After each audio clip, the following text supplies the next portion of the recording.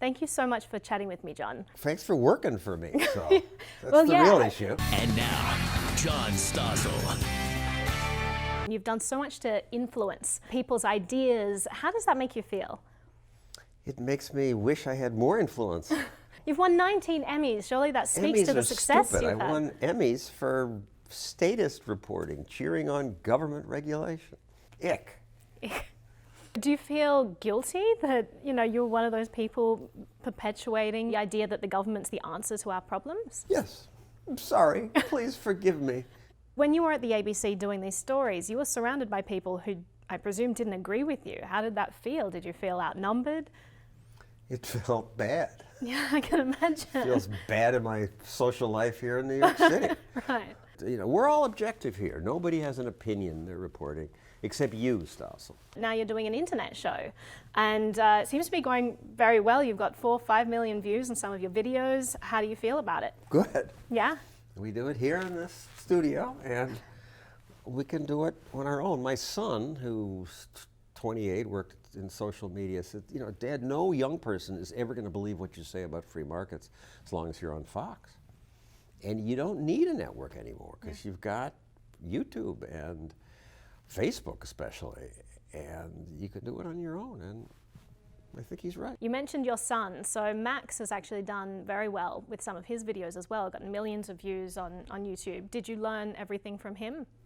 I've learned a lot. It's kind of annoying that he just comes on his own for $1,000, makes a video, and gets 7 million views. Since you've been a libertarian, is there anything you've changed your mind on? Whew. I do think we could use a few more rules in some areas, like noise pollution. I mean, is that changing your mind because that just kind of adheres to the idea of property rights? I'm trying to find something to answer all your right, question. All right, I'll let you keep going. It's actually very refreshing to work for someone where I just have so much respect for his ideas and everything. I mean, we're on the same page. But what? Where do we disagree? So it took me a really long time to convince you to talk about the Silk Road case and to have Lynn Ulbricht on, and you eventually did. You were hesitant. It took you a while. The idea of being a promoter of a site that sold guns and heroin.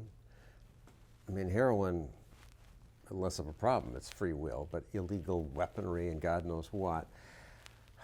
It gave me pause. He had mixed feelings about selling the guns, and I think didn't do it for much of the time. His mother is very charming. Yeah. And maybe the government did lie about him and set him up. It's possible. There are lots of precedents that this case sets, like Fourth Amendment issues. In America, we call them precedents. God, John, you're always making fun of my accent. Just as a disclaimer, I am Australian. I know that you probably want to tell the viewers so they don't get shocked by my accent. Well, I don't know who you are watching this, but on American TV for Fox, Naomi would go out and do confrontations or man in the street things, and I just felt we had to explain why she sounded the way she sounds. Right? She's so strange. And you can work in Australia. In Australia, we do it this way. It makes it interesting. If everything in New York gets awful and there's too much regulation and everything in America kind of explodes, will you consider moving to New Hampshire and joining the Free State Project?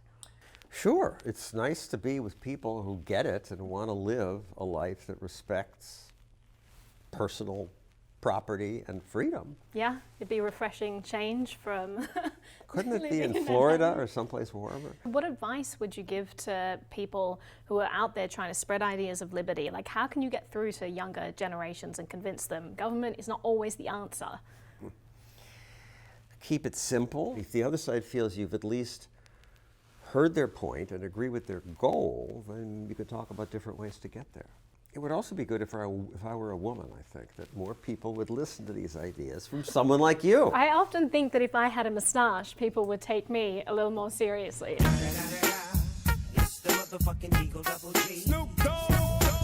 You got into Bitcoin really, really early. I believe that you first covered it on your show when it was at $5 or something. How does it feel to be a trailblazer for what is now a giant movement?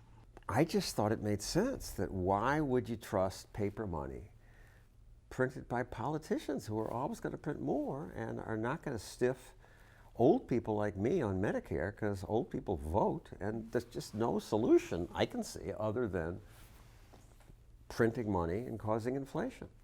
So you can buy gold or silver, and I bought some of that too. But then Bitcoin, okay, I'll take a fling on this one, and that so far has been my best investment. So final question, your moustache, have you ever considered shaving it off? I got it in college, and I found I did better with women with the mustache. This is what all this is about. Yeah, it was at the time. My wife asked me to shave it off, and I did, and she said, okay, grow it back. So I look better with a mustache, so I'm keeping it. Been there ever since. All right, that's a good reason. Well, thank you so much for chatting with me. This has been really, really great, and all the best with your new show. Hope it has continued success. Thank you.